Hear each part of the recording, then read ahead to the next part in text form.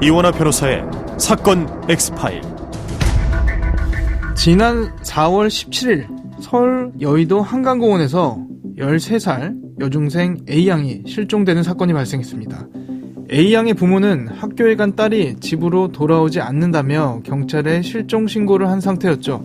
하지만 경찰의 계속된 수사에도 불구하고 보름이 다 지나도록 A양의 흔적은 그 어디서도 찾을 수 없었습니다. 그러던 어느 날, 여보세요? 우리 진이니? 여보세요? 엄마, 진이야? 어디야? 괜찮은 거야? 어디야? 엄마가 뭐 얼마나 걱정했는데. 나 여기 네, 빨리 와줄 수 있어? 들키면 안 된단 말이야. 걱정하지 마. 엄마가 갈게.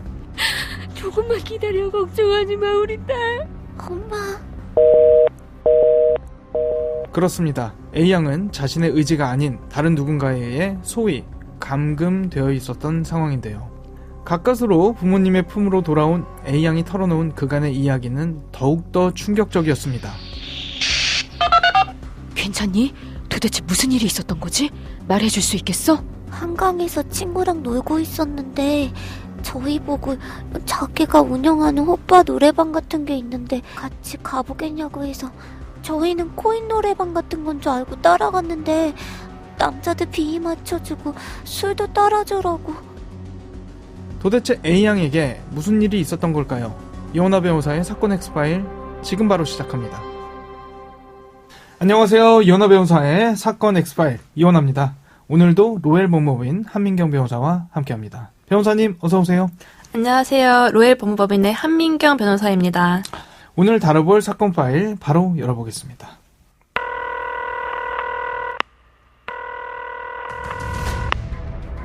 사건은 보이는 것보다 가까이 있다.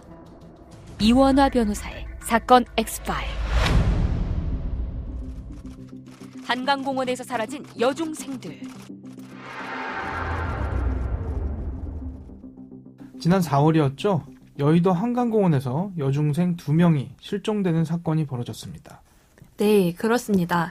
학교를 마치고 여의도 한강공원에서 놀던 13세 여중생 2명이 갑자기 사라지는 사건이 발생했습니다. 여중생 가운데 한 명은 경계선 지능장애다 이런 얘기가 있었는데요. 어떤가요? 네, 여중생 중 한 명은 IQ가 70 정도인 경계성 지능장애가 있었는데요. 경계성 지능장애는 IQ가 71에서 84 정도인 사람을 의미합니다. 지적 장애인보다는 인지능력이 높으나 정상인보다는 조금 떨어지는 수준이라고 할 수 있습니다. 실종된 아이들의 부모님들 얼마나 걱정이 됐을지 저도 아이를 가진 부모입니다만 상상조차 하기 싫은 상황인데 위치 추적이라든지 이런 것도 안 됐던 겁니까 혹시? 네, 그 위치 추적은 잘 안 돼서 부모들이 아이를 시총 신고한 상황이었다고 합니다. 그러면 아이들을 어떻게 찾아냈을까요? 네, 아이들이 집을 떠난 지 19일 만에 아이에게서 부모님한테 전화가 옵니다. 아, 아이가 직접 부모한테 전화를 한 건가요? 예, 사실 그 아이들은 유흥업소 사장의 여자친구 집에서 머물고 있었는데 아이들이 간신히 전화를 해서 엄마한테 지하철역으로 데리러 와라 이렇게 전화를 한 것이었습니다. 그러니까 아이들이 붙잡혀 있었던 상황이라는 거군요. 납치됐던 겁니까? 예, 아이들이 유인을 당했죠. 피해자는 한강에서 놀고 있던 여중생에게 착하게 다가가서 호스트파 노래방 같은데 같이 갈래? 이렇게 얘기했다고 합니다. 아이들은 그게 코인 노래방인 줄 알고 따라갔다고 하고요. 따라간 이후에는 때릴까봐 무서워서 도망칠 생각을 못했다고 합니다. 아, 이 유혹한 방법도 진짜 너무 저열하네요. 이 호스트바 노래방 같은데 같이 갈래? 이거는 여중생들한테 남자들이랑 놀러 갈래? 이렇게 유혹을 했던 걸로 보이고 이게 또 순수한 이 친구들은 코인 노래방인 줄 알고 따라갔다. 너무 좀 마음이 아픕니다.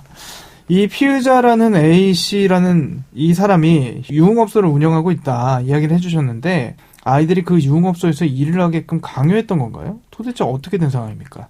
네, 일단 아이들을 데려가서요. 피해자는 아가씨 역할이 부족하다 이러면서 아가씨 역할을 좀 해달라고 했다고 해요. 사실 근데 아이들이 아가씨가 뭔지 모르잖아요. 그래서 하라는 대로 따라 들어갔더니 온 손님들 비위 맞추게 하고 뭐 소주 한 병 원샷 하면 10만 원 준다고 하면서 술도 먹이고 또 이후에는 인근 호텔로 데리고 가서 성매매도 하게 했다고 합니다. 성매매를 했다고요? 미성년자 아이들이요? 예, 그렇다고 합니다. 인근 호텔로 보내서 강제로 성매매를 하기도 하였고요. 또 피해자도 직접 성관계를 하였다고 합니다. 다만 이제 경찰이 단속이 올 때는 아이들을 모텔방에 넣어놓아서 들키지 않았던 것으로 보입니다. 아이들에게 살해 협박도 했던 모양이던데요. 예, 이 아무것도 모르는 아이들에게 도망가면 찾아가서 죽여버릴 거다. 뭐 중국에 보내서 팔다리를 잘라버릴 거다. 이렇게 협박도 했다고 합니다. 너무 무서웠을 것 같습니다. 아무튼 경찰이 피해자 A씨 긴급 체포한 걸 알려졌는데 피해자 A씨, 그러니까 아이들을 업소로 데려온 이 가해자, 경찰 조사에서는 뭐라고 하던가요? 혐의를 인정했나요, 이 사람이? 뭐 여러 가지 황당한 이야기들을 하였는데요. 처음에는 아이들이 미성년자인 거를 몰랐다고 했고요. 중학생인데. 그렇죠. 또 아이들이 오히려 가정폭력을 당하고 있어서 자신이 보호를 해준 거다. 이렇게 이야기도 했습니다. 앞뒤가 안 맞네요. 미성년자인지 몰랐다고 하면서 가정폭력 피해자라는 주장도 하고. 예, 맞습니다. 또 유흥업소에 온 손님 중에 뭐 변호사도 있고 회계사도 있는데 막 자기 지인들이 걱정된다. 이런 이야기도 하였다고 합니다. 제정신이 아닙니다. 당연히 구속됐겠죠? 네, 모두 구속이 되었습니다. 일단 그 아이들을 유인하고 유흥업소를 공동으로 운영한 두 사람은 구속이 되어서 강간 아동학대 혐의가 적용이 되었습니다. 네, 뭐 추가적으로 성매매 관련된 부분이나 이런 부분들도 추가로 좀 입건이 되었으면 하는 생각이 있습니다.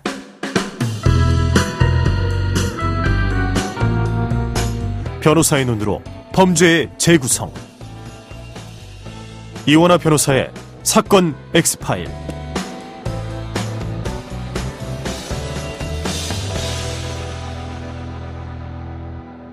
자, 그리고 앞서 이 아이들이 피의자 A씨 지인의 집에 머물고 있다 이야기 했었잖아요. 그러면 그 지인이라는 사람도 여중생들이 범행에 이용되고 있다 이런 상황을 몰랐을 리가 없잖아요. 그런데도 그냥 있었던 겁니까? 예, 그렇죠. 그 유흥업소 운영하는 사람의 지인인데 아이들이 유흥업소에서 어떤 일을 하는지는 뻔히 알 수 있을 것으로 보입니다. 그런데도 아이들을 그냥 데리고 있었던 거죠. 그렇죠. 사실 술까지 먹였다고 하면은 모를 수가 없는 상황인 거죠. 이 경우도 법적으로 문제가 되는 거죠. 처벌 받을 수 있는 겁니까? 예, 그 지인분의 경우에도 그 혐의가 적용이 될 것으로 보입니다. 일단 아이들을 데리고 있었던 지인에게는 실종아동법 위반이 적용되고요. 이 경우에는 5년 이하의 징역 또 5천만 원 이하의 벌금에 처하게 됩니다. 그리고 사실 그 지인이라는 사람이 유흥업소 사장의 여자친구였다고 해요. 그럼 이 아이들이 무슨 일을 하는지 모르기는 어려워 보이거든요. 그래서 뭐 강간이나 성매매에 대한 방조도 적용될 여지가 있어 보입니다. 앞서 구속됐던 피의자 2명, 처벌 수위는 어느 정도까지 가능한 상황입니까?